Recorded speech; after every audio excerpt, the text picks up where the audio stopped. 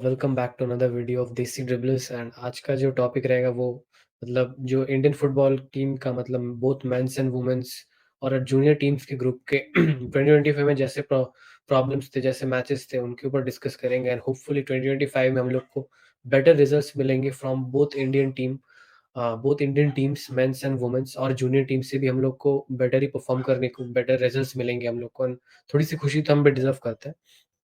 So start करते हैं आज का वीडियो।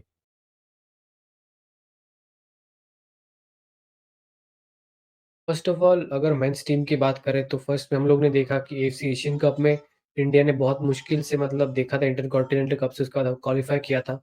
एफसी एशियन कप में हम लोग ने देखा कि हमारे साथ जो मैचेस थे, जो 3 मैचेस हुए, Uzbekistan, Syria and Australia, 3 of the matches जो हम लोग ने इंडिया ने खेला, बट तीनों में हम लोग ने बहुत गंदा परफॉर्मेंसेस दिए और एफसी एशियन कप में ये हमारा वर्स्ट एवर परफॉर्मेंस था और उसके बाद हम लोग आउट हो गए। उसके बाद वी प्लेड सम फ्रेंडलीज़ और उसके फ्रेंडलीज़ खेले और FC world cup qualifier rounds के लिए अभी भी हम लोग खेले थे। बट उसमें भी कुछ खराब, बहुत ज़्यादा खराब रिज़ल्ट्स आए। बॉटल करने का एक आदत सा बन गया अब तो, ऐसा ऐसा सिचुएशन बन गया इंडियन फुटबॉल टीम का, ऐसा लग रहा है। जो इजीली विनेबल मैचेस थे, वो भी होम पे, अपने होम पे हारना बहुत बड़ा बात है। ये वाला मैचेस हम लोग हारे। उसके बाद फ्रेंडलीज़ भी हम लोग बहुत सारे फ्रेंडलीज़ हारे। जो 11 मैचेस इंडियन मेंस टीम ने जो खेले थे, उसमें से आउट ऑफ ऑल 11 मैचेस में 6 लॉसेस, 6 ड्रॉस एंड 4 लॉसेस या फिर ऐसा कुछ था, मेरे को याद नहीं आ रहा अभी। एंड जो बाकी जो रिजल्ट्स थे, उसमें से जो जूनियर टीम्स के जो हम लोग ने देखे, जो रिजल्ट्स थे, जूनियर ग्रुप्स के जो मैचेस हम लोग ने देखा, अंडर 17 के एफसी एशियन कप में हम लोग ने देखा उतने अच्छे परफॉर्मेंसेस हम लोग को देखने को नहीं मिले। देन अंडर 23 के भी मैचेस हुए इंडोनेशिया के साथ से, उसमें भी हम लोग को उतने अच्छे रिजल्ट्स नहीं मिले। जो हम लोग को सैफ कप था वही एक मेजर विन था, बट वो भी बहुत मुश्किल से हम लोग को मिला। सो इट वाज़ ओवरऑल बहुत टफ एक क्या बोलते हैं, बहुत टफ एक ईयर था इंडियन फुटबॉल के मेंस मेंस ग्रुप के लिए एटलीस्ट। अब आते हैं वुमेन्स वाले पे। वुमेन्स के भी टोटल 10 या 11 ऐसे कुछ मैचेस थे, जिसमें से वुमेन ने कुछ विन किया था। बट बाकी सब उन्होंने उतना भी कुछ अच्छा परफॉर्मेंस नहीं किया। बट लास्ट मैच जो इनका ईयर का लास्ट मैच था, वो था जो दिसंबर 30 को था, था मालदीव्स के अगेंस्ट, जो कि उतना खराब नहीं था, क्योंकि India scored 14 goals, but Maldives जैसी टीम्स के अगेंस्ट ऐसा स्कोर स्कोर किया, बट कोई नहीं। और एक जो Indian under age Indian womens का जो जूनियर ग्रुप्स है, उसका मैचेस हम लोग को उतने देखने को नहीं मिले। सिर्फ अंडर 16 के मैचेस हम लोग को देखने को मिले। वो भी सैफ कप के जो मैचेस थे, वो भी हम लोग हार गए सैफ कप के। जो अंडर 16 के मैचेस थे, वो हम लोग हार गए। और जो मेन टीम के थे मैचेस, वो भी बांग्लादेश से हम लोग हार रहे हैं। इतना गंदा performances, both both set of teams, mens and womens, जो जूनियर ग्रुप से हम लोग को परफॉर्मेंसेस नहीं मिल रहे, तो ये शर्म की बात है। अब तो क्या ही बोलना। तो अब बात करते हैं क्या-क्या हम लोग फिक्स कर सकते हैं या नहीं कर सकते। तो फर्स्ट ऑफ ऑल जो इश्यूज़ है ना, उसी पे हम लोग को पहले से वापस से काम करना चाहिए। क्योंकि हम लोग का जो एक नाम का जो एक फेडरेशन बना हुआ है, ऑल इंडिया फुटबॉल फेडरेशन, वो तो कुछ काम कर है नहीं, वो हम लोग सबको पता है, कुछ काम नहीं कर रहे वो लोग। क्या ही बोले, अब मैचेस भी बहुत मुश्किल से हो रहे हैं।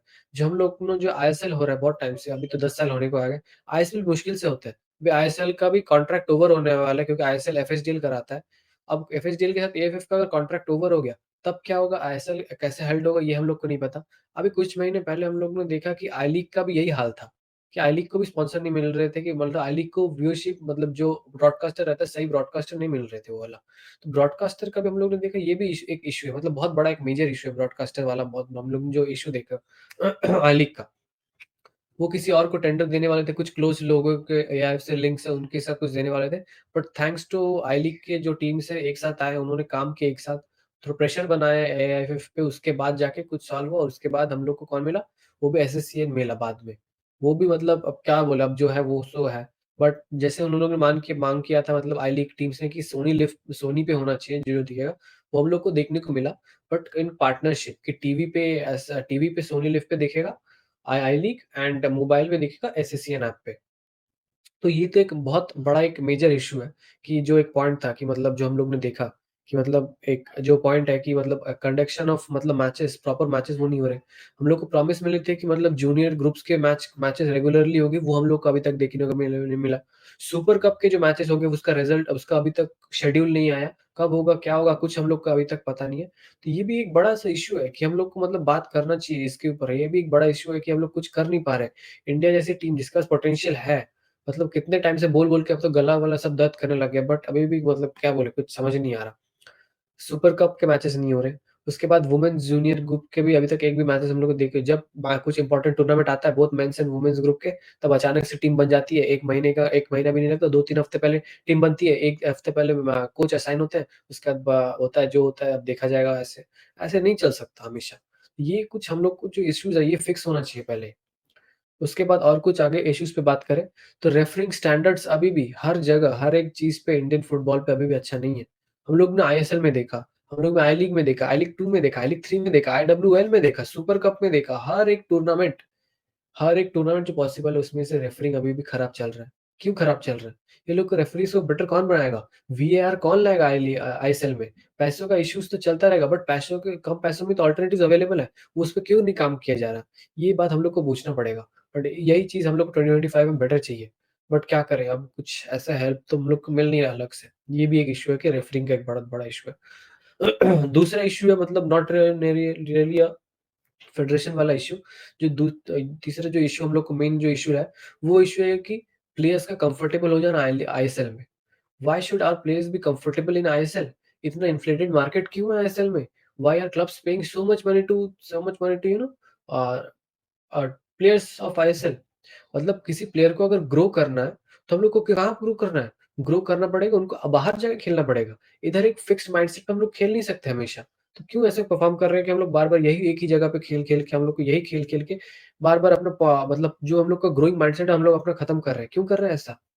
जो हम लोग ने देखा कि मतलब जो आईएसएल में हम लोग देखते हैं कि मतलब फॉरेनर्स के साथ खेलते हैं तब कितना अच्छा परफ़ॉर्म करते हैं टीम्स, इंडियन प्लेयर्स। बट जैसे ही फॉरेनर प्लेयर्स अगर कहीं भी निकल जाए, कभी चले जाए बाहर, जैसे ही इंडियन फुटबॉल टीम के कभी कुछ मैचेस होते हैं, तब क्यों देखते हैं हम कि इंडियन फुटबॉल टीम की जो मेंस टीम है, वुमेन्स टीम है, हर टीम एक बेसिक से कुछ पासेस कंप्लीट नहीं कर पाते ठीक से।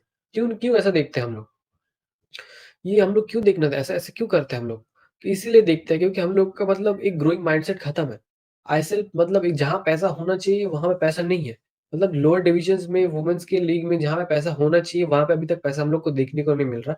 बट जहाँ पैसा नहीं होना चाहिए, वहाँ पे अभी भी इतना पैसा है कि मतलब प्लेयर्स बाहर ही नहीं जाना चाह रहे। वो अभी खुश है, इतने कंफर्टेबल ज़ोन में है। मतलब जहाँ पैसा मिल रहा है यहाँ पे रहने वो सब जाने बहुत खुश है इधर रह के। बट ऐसा नहीं होना चाहिए ना। I'm no one to say कि कितना पैसा तुमको मिलना चाहिए। Of course you are talented, but you can exceed your talent, you know. बहुत बढ़िया जगह खेल सकते हो। मे बी इंडिया को कहीं पे और रिप्रेजेंट करते हो, कर सकते हो बड़े जगह पे, बट इंडिया में क्यों रहना है? मेरे को यही वाला बात अभी तक समझ में नहीं आ रहा। प्लेयर्स लाइक मतलब वुमेन्स टीम के प्लेयर्स लाइक हम लोग मैंने देखा, मतलब जिसके साथ हम लोग वन टू वन बात कर पाए, इंटरव्यू कर पाए, उनमें से एक थे, क्या नाम है उसका भाई?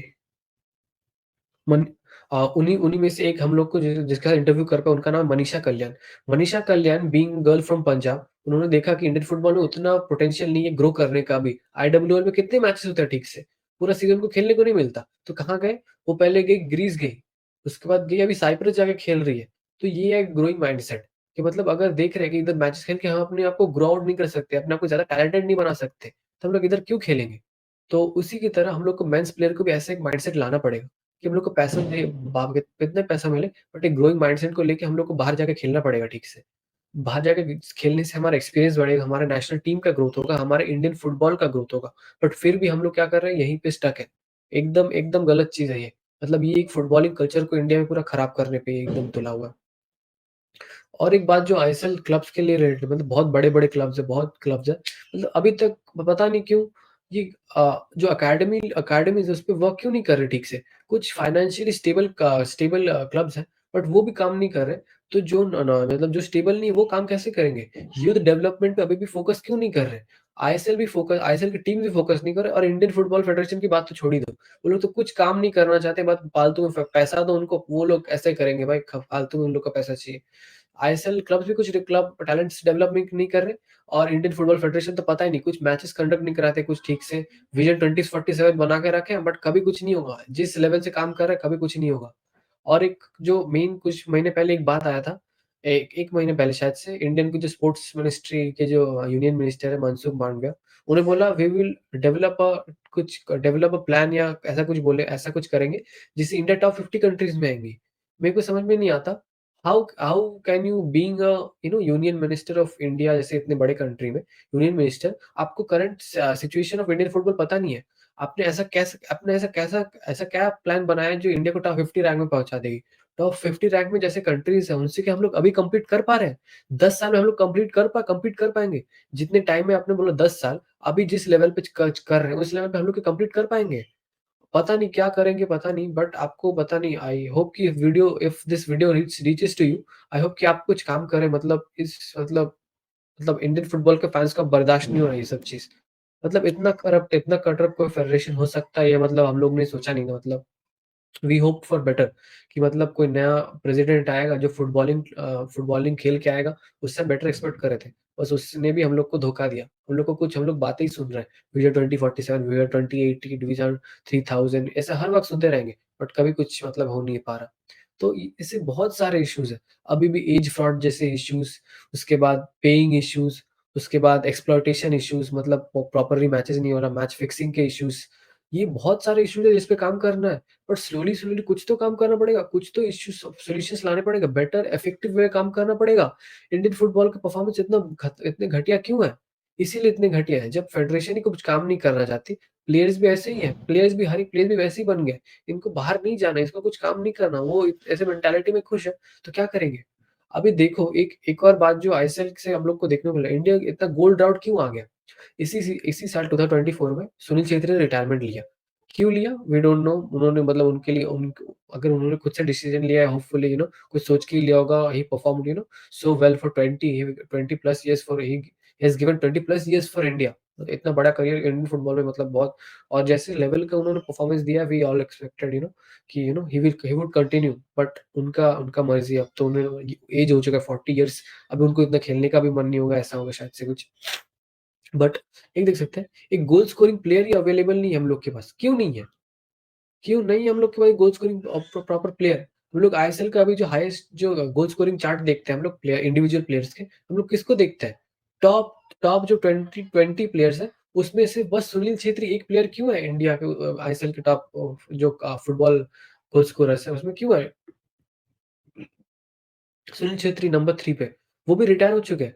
उन्हीं पे डिपेंडेंट रह के हम लोग को खेलना है। क्यों बेटर परफॉर्मेंसेस के साथ हम लोग को एक्सपीरियंस क्यों नहीं एक्सपेरिमेंट क्यों नहीं कर रहे? इंडियन फॉरवर्ड्स को स्ट्राइकर के इस रोल पे, फॉरवर्ड्स के इस रोल में इसे खेलते हुए देखना। तो ऐसा तो बहुत इश्यूज़ है, बोलते रह जाएँगे, कभी खत्म नहीं होगा। बट अब तो क्या ही बोलना, मतलब हर बार ऐसे बोलते हैं, हर बार करते हैं। 2023 में वो सोचा था 2024 में बेटर बेटर मिलेगा, बट उसमें भी यही मिला। 2024 में पूरा साल बर्बाद चला गया, मैचेज़ नहीं जीते एक भी। Uh, it hurts, it really hurts, मतलब बहुत बुरा लगता है, supporting your country, supporting your team, जिससे आप इतना प्यार करते हो, और उससे आप इतना भी एक्सपेक्ट नहीं कर सकते। बट बहुत दर्द होता है ये सब देखते हुए।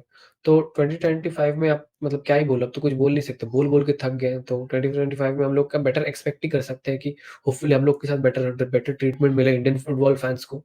तो वही होप करूँगा इस वीडियो के थ्रू कि किसी को अगर किसी के कान पे अगर पहुँच जाए, जिसको काम पे हो, जिसके काम में आए ये वाला वीडियो, उसके काम जो इंडियन फुटबॉल के लिए काम करना चाहता है असल में, उसके थ्रू इसको अगर पहुँचे ये वीडियो, तो प्लीज़ शेयर करिए ये वाला वीडियो। एंड लेट्स होप कि 2025 treats Indian football fans better, और हम लोग बेटर डिज़र्व करें, क्योंकि 2025 में भी 2027 के लिए एफसी एशियन कप के क्वालिफिकेशन के लिए हम लोग को बेटर परफॉर्मेंसेस देने पड़ेंगे।